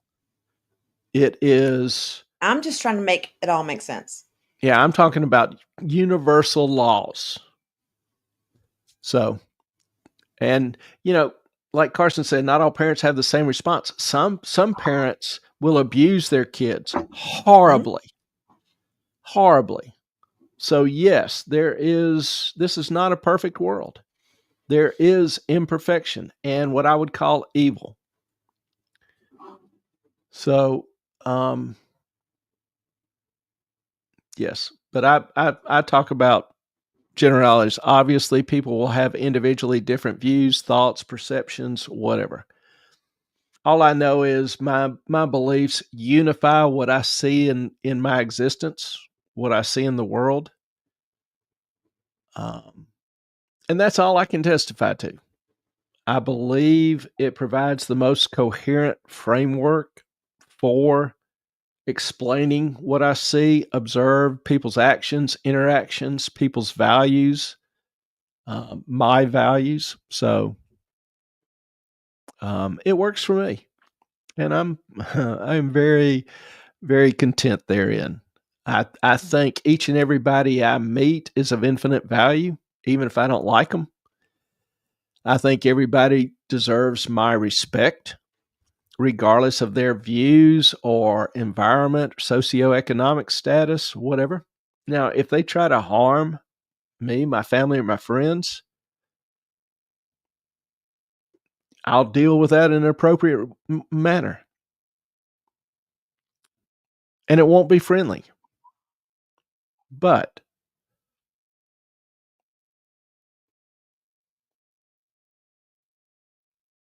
I don't believe I have the right to judge somebody. But I believe at times it's incumbent upon me to arrange the meeting. Okay. Jane, Oh, where? Which one? I don't see. I've got it up on the screen. Oh, I need to get rid of Doge. I couldn't see it in the background. The Bible does not explicitly state whether animals have souls in the same manner of humans.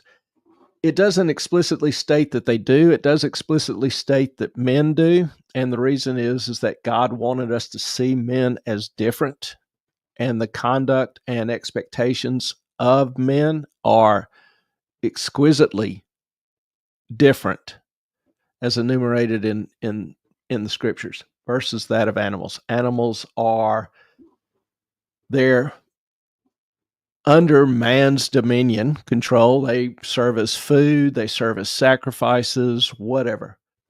They are not ever in scriptures indicated as being of infinite value.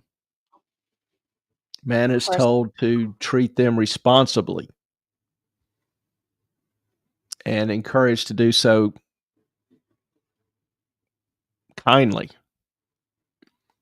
I think, how a person treats an animal is very reflective of their own character. Mm-hmm. But they are never indicated of being anywhere even close in value to humans. I love them greatly. I will defend mine.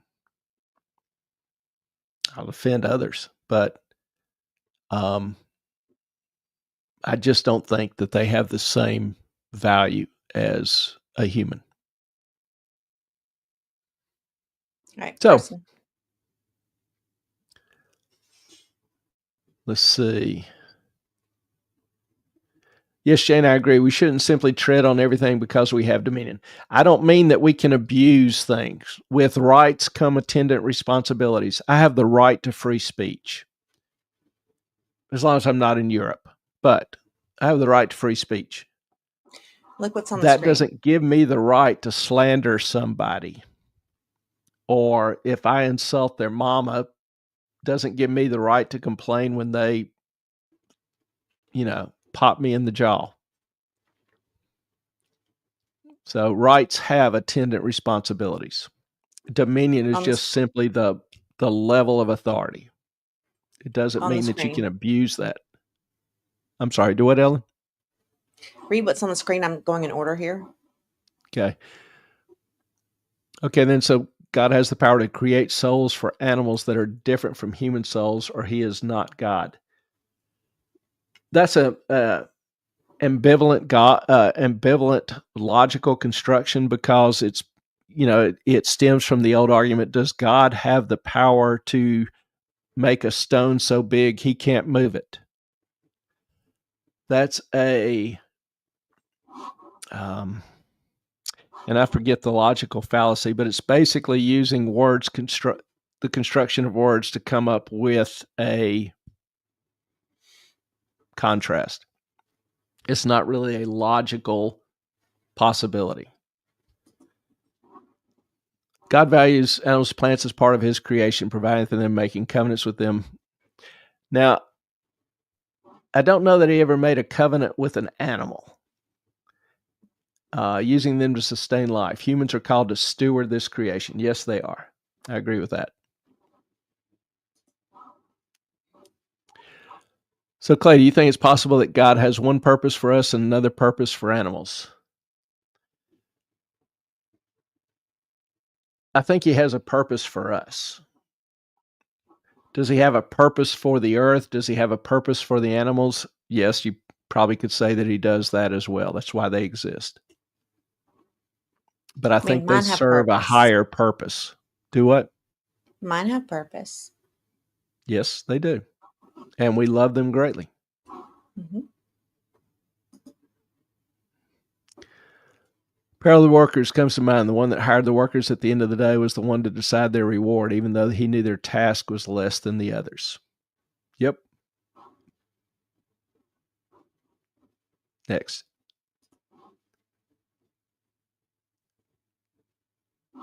False conflation. Oh, disclosure. This one. He's talking about that one. Screw off. Yeah, I'm with you. You're throwing them up so fast, I can't make any sense No, out of them. Take them he was in order, talking if you about will. disclosure. This one, he said, piss off with your shitcoin BS. He was trying to Oh, grift on your. yeah, no problem. Just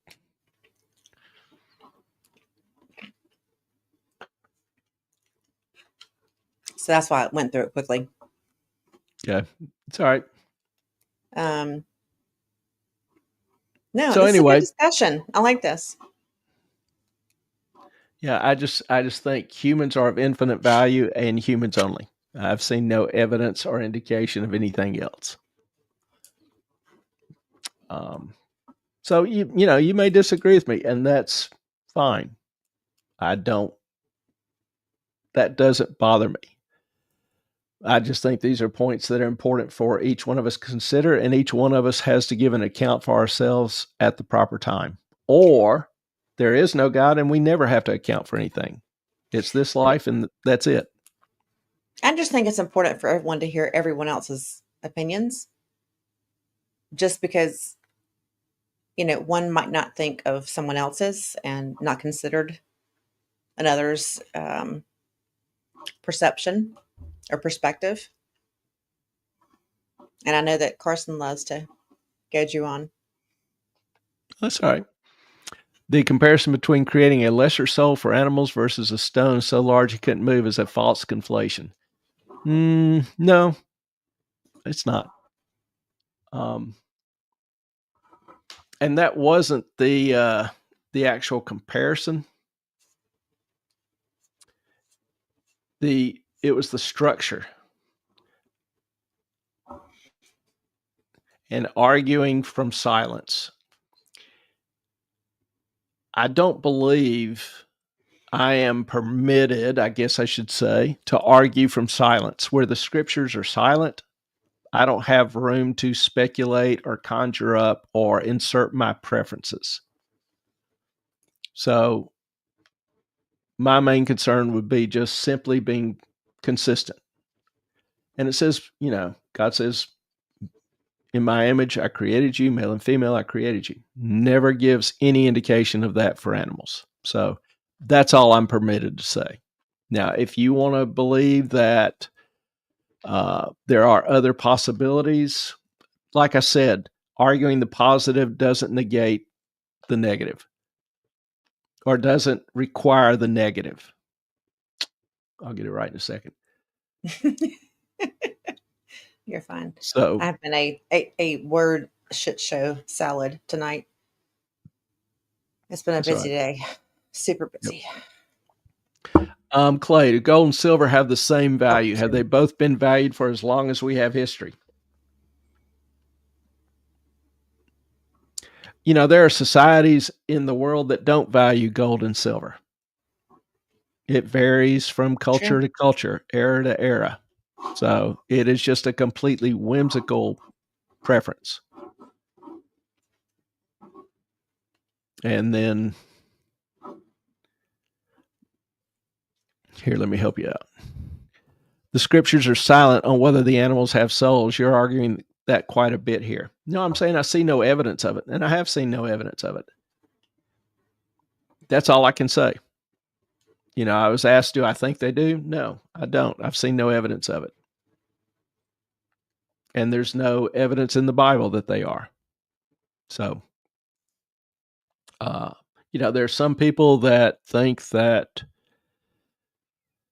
they do.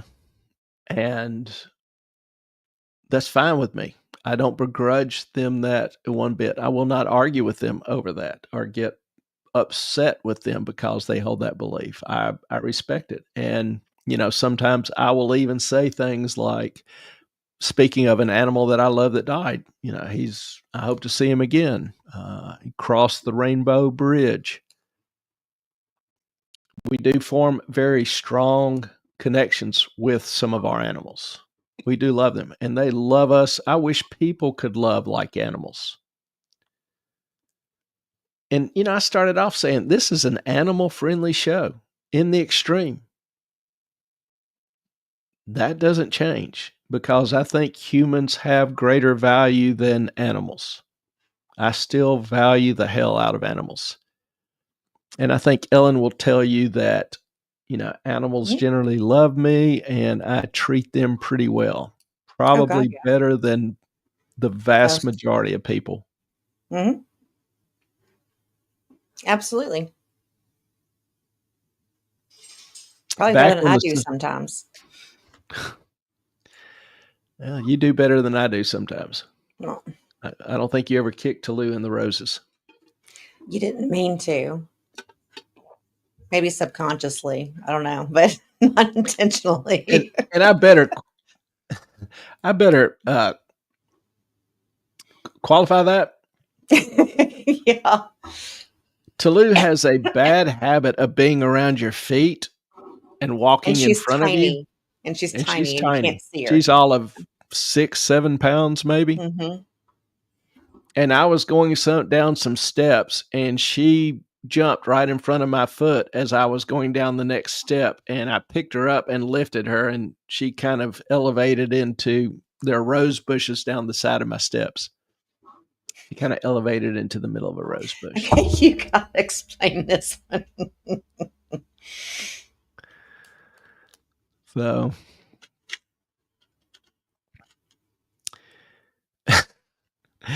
okay, I'll clarify that too.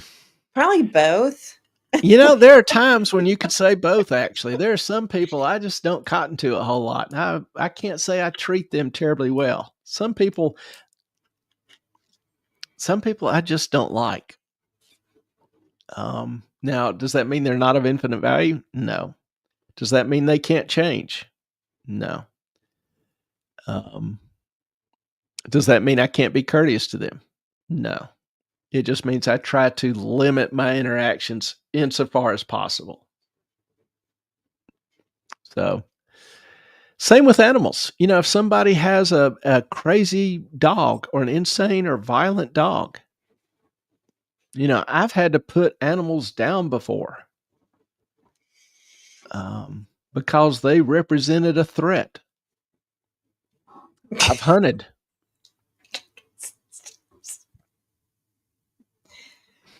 Tulu tried to kill That could have Noah. been Tulu was trying to kill me on the steps. She was not. It She it would was her or never. me. It was her or me. She was just standing there like getting ready to go potty. And all of a sudden you came down and kicked her into the rose bush. She squealed. And then she had scabs all over her body from the thorns. She froze. She couldn't move. She couldn't Every time move. she'd move, she'd get cut again. It was awful. No, Clay's a wonderful human, but Tallulah did not try to kill him on the stairs. It I, was I just s- a I spent the next month apologizing to her. anything that she wanted, he got her, no doubt. Tallulah, you want my dinner? Okay, here it is. Have it. You want my ice cream? Go for it. Yeah, I felt like crap. Yeah, it was. I mean, he felt awful. Um, so yes, Some people I don't really make do. themselves likable. Yeah, I don't like a lot of people. I don't like most people, to be Yeah, honest. and I've said it before. I'll say it again. I wish people could love like dogs. This would be a far, far, far better world. I think there's a lot we can learn from animals. And if anybody has studied the martial arts, they know that is a common theme, particularly in kung Mhm. fu. Yep. Anyway, Alter sh- rabbits. I'll tell her that next time I see her. Uh-huh. She's in heat now, so that's all kinds of fun. Oh, Hmm. yeah, no. Yeah. Anyway, not I missing think that. we're done, are we not? Are you going to keep? I'm exhausted. Well, it is about time. Um, Hmm. Let me cover one other thing, I guess, that I Mhm. thought was pretty significant. Most people aren't aware of, and I'll be quick. I won't go over each one of these. But it's something called the Mar-a-Lago Accords, kind of a structural overhaul of U.S. debt and global power that was kind of cooked up at Mar-a-Lago uh, before the administration took office. Had several different aspects to it. And a guy by the name of Jim Bianco, who's on X, first, gave me the title, I guess, the Mar-a-Lago Accords on Macro Voices. So I want to give credit where credit's due. But the main thing is, we've talked a little bit about tariffs as both leverage to get equal trading, and then looking at it longer term as revenue replacement for cutting taxes. That would be huge. We've talked about a sovereign wealth fund establishing Bitcoin and possibly revaluing gold. We have gold on the books at $42 per ounce and revaluing it to market rates, which right now it's a little bit below 3,000. I'm not really sure that accounting change would do a whole lot of good. Some people argue it will, some don't. But to me, the big thing was the restructuring global security.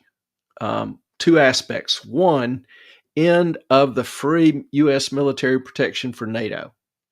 NATO would have to pay at least 5% of its GDP and pay the USA for security-backed taxes.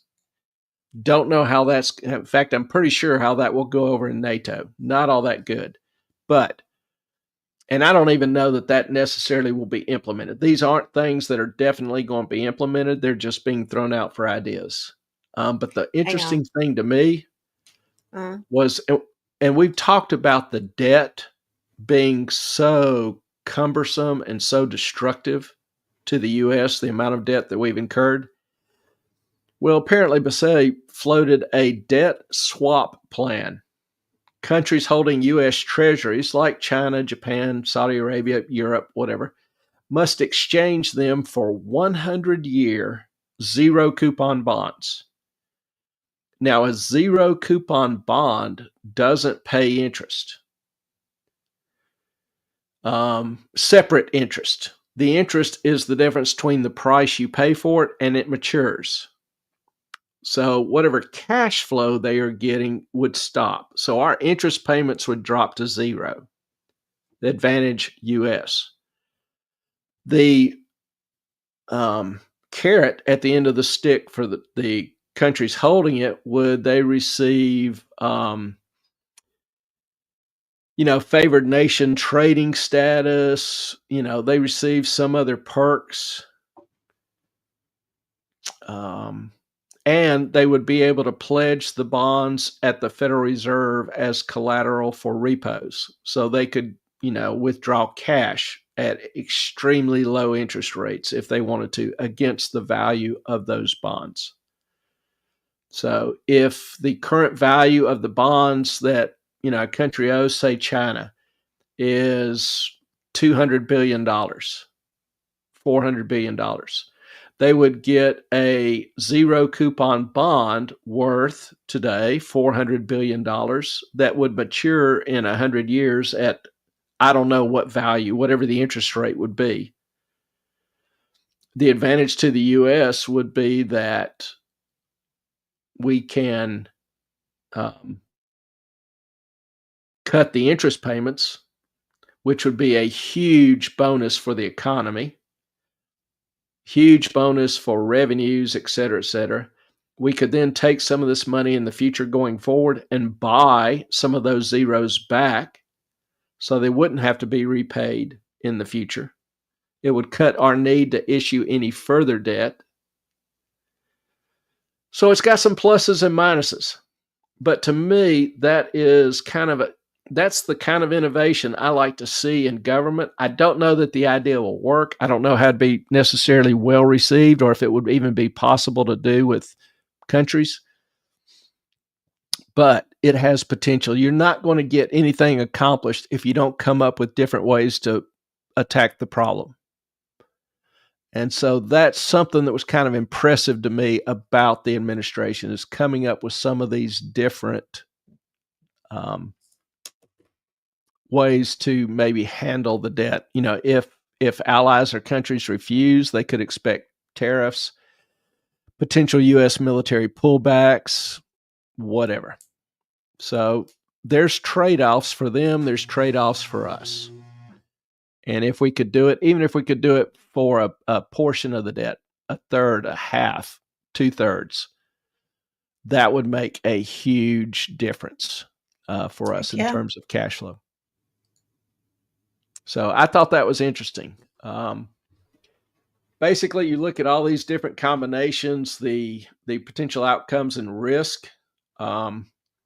If successful, the U.S. greatly reduces its debt burden. It boosts domestic production, domestic industry, forces allies to finally pay for their own security. Mm-hmm. You probably will see gold and Bitcoin continue to rise. Gold has just taken off this past year. It's doubled the S&P 500. So big picture is this kind of agreement, this kind of plan could be as big as Bretton Woods was in 1944, which established the dollar as the world's reserve currency. Pretty big plan. Trump's America First strategy is a strategy of trying to shift global power dynamics in a way not seen in my lifetime. It really kind of feels like an upending of the current economic order and political order. I mean, he has gone in with a man on a mission. I hope so. So if he's able to couple this kind of refinancing tariff package with major tax cuts for the middle class, this should be taken seriously. It offers huge promise. My humble opinion. I know that's real brief. We can go into more detail later.